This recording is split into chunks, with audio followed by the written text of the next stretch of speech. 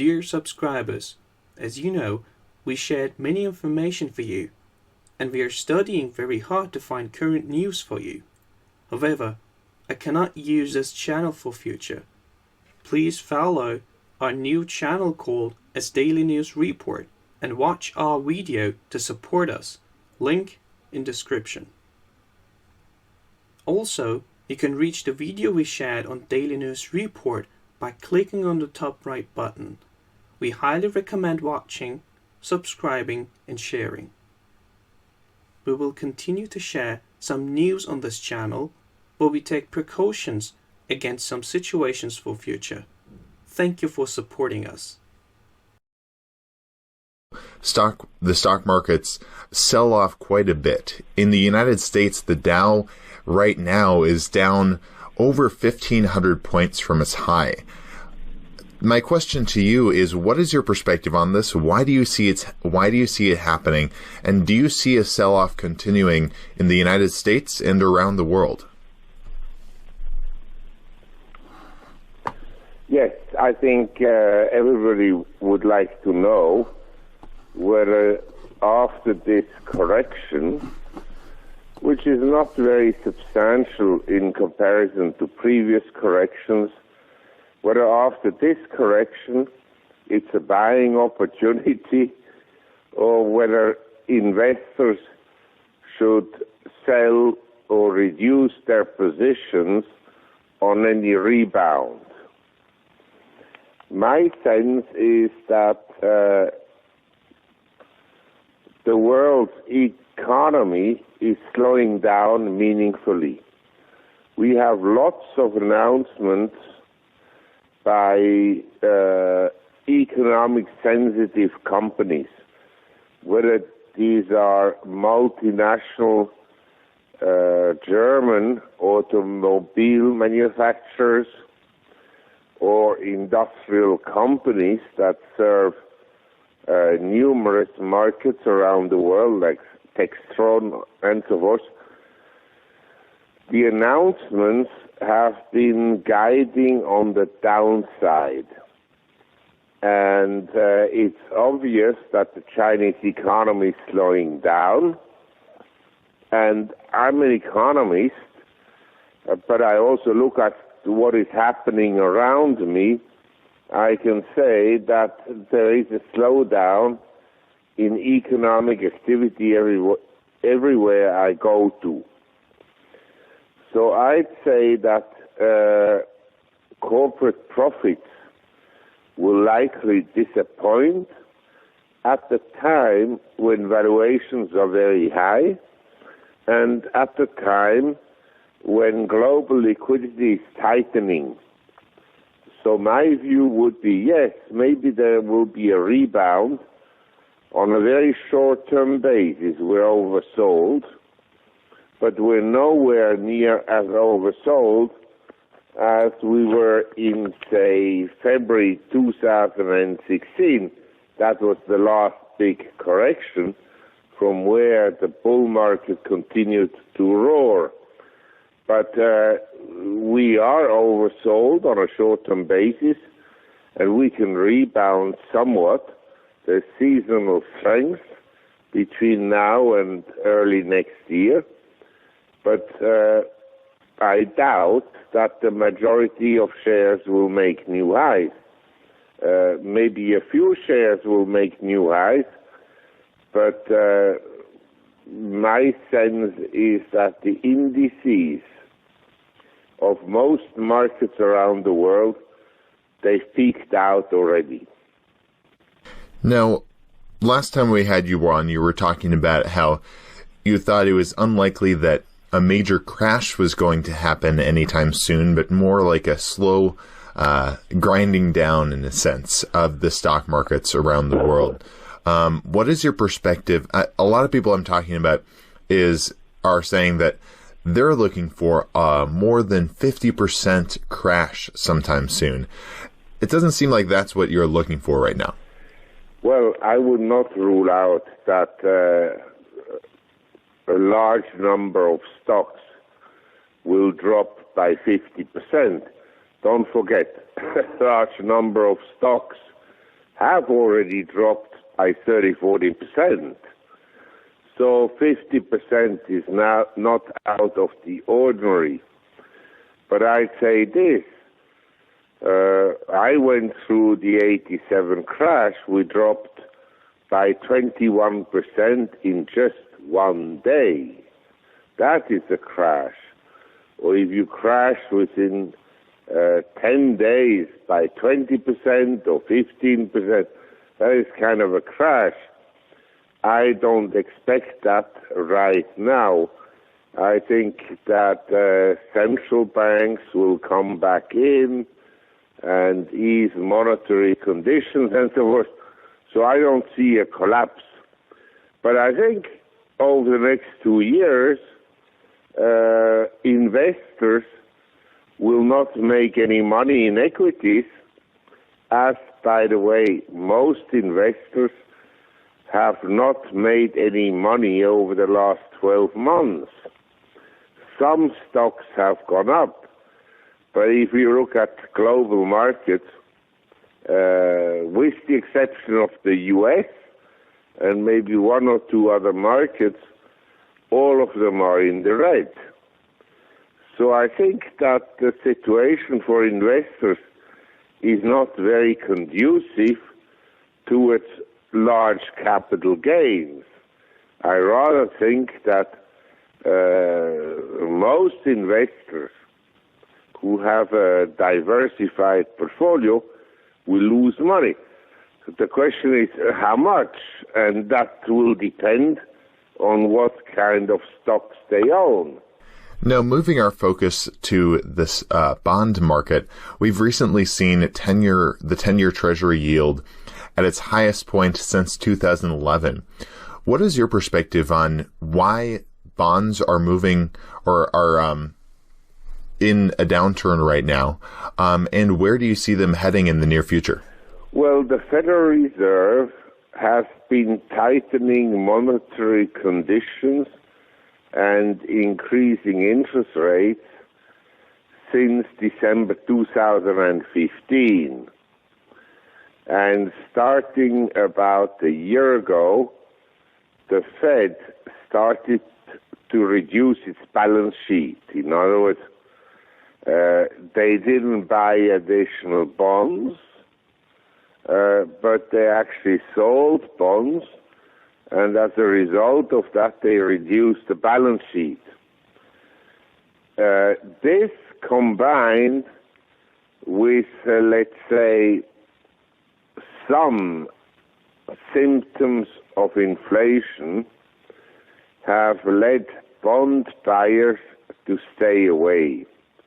So in other words, the supply of bonds is very large because, as you know, under the Trump policies, we have essentially unlimited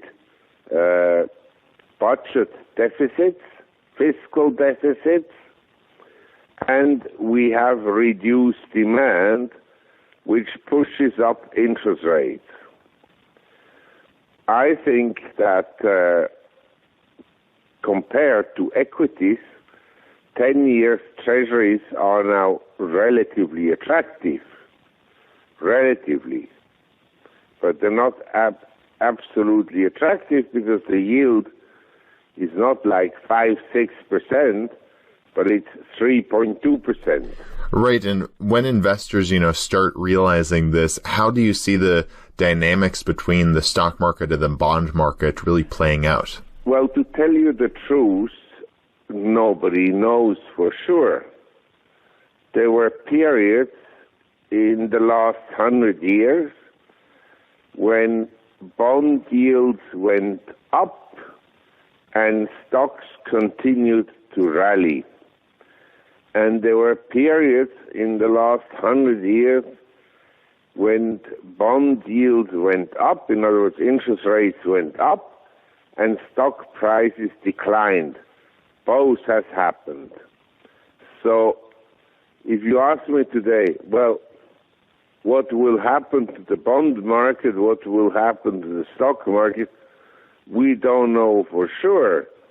We can make certain assumptions, But we don't know for sure because the markets are being manipulated by central banks. And speaking of that, some concrete ways in which central banks are, affecting the stock market, obviously, or affecting markets in general. Obviously, the Fed's policy is to control interest rates. So that's a very obvious way there.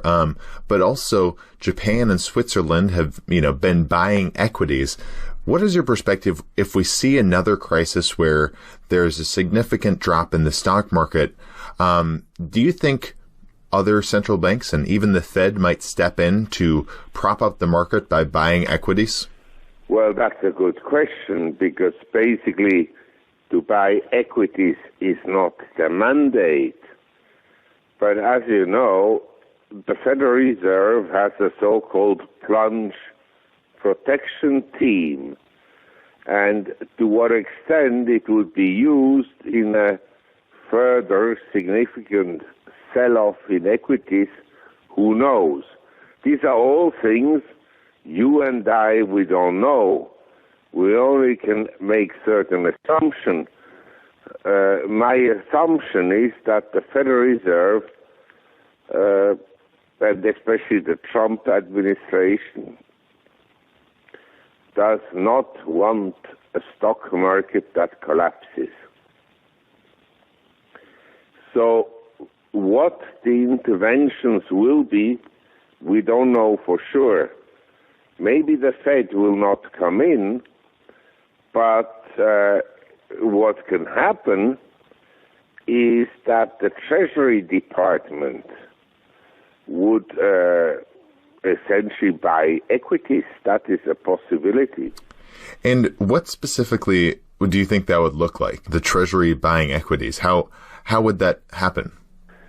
Well, basically, it's quite simple. The Treasury could essentially borrow money and use that money to buy equities.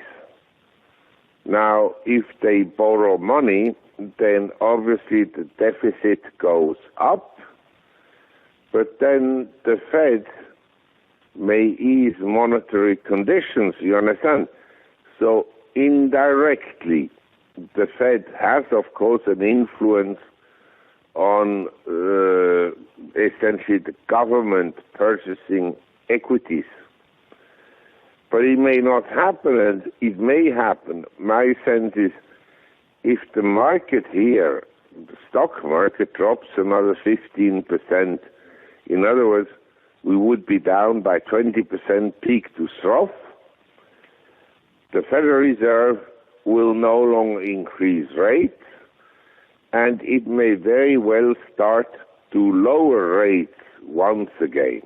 You mentioned how the last thing the Trump administration wants is a falling stock market. And also, last time we had you on, you were talking about one of the last things the Trump administration wants is a strong dollar. Now, we had you back on in April. You said we might see a strong dollar in the short term. Ever since then, the dollar has just gotten stronger. So can you give us an update on this? And what do you see happening to the dollar going forward? Yes, the dollar has been basically very strong. Will it continue? Who knows? Because that depends also on policies in Western Europe and in Japan. But for now, I agree the dollar has been strong. On fundamentals, personally, I do not think that the dollar should be strong. But there are all kinds of views. They say, well, the dollar is not a good currency, but the others are even worse. So these are things that are very difficult to predict. I personally think that the dollar may strengthen somewhat more, but eventually I think the dollar will weaken considerably as the Fed, given the economic weakness that is developing, and very clearly developing, that the Fed will no longer increase rates and may embark on quantitative easing sometimes towards the end of the year or early next year. And in that case, I think the US dollar could become very weak. Now, moving our focus to the last topic I'd like to discuss, precious metals. Last time we had you on, you were talking about how you're bullish on precious metals, especially silver. You see has a greater upside. We've seen precious metals stay pretty constant. They have just risen in the past couple weeks a bit. Do you think precious metals have bottomed? And also, are you still more bullish on silver?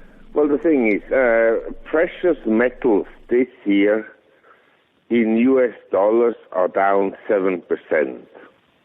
Okay?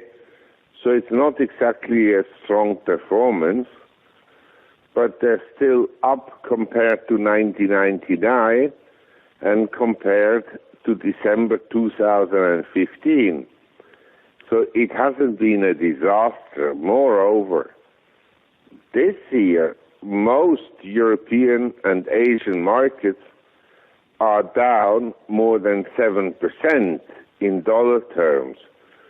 So whoever says gold is horrible as an investment, it hasn't done well, but it's done better than the majority of foreign markets and the majority of commodities.